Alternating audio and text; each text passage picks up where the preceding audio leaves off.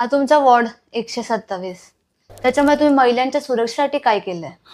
मी गेली 20 वर्ष ह्या ठिकाणी राजकीय क्षेत्रामध्ये, सामाजिक क्षेत्रामध्ये काम करतोय.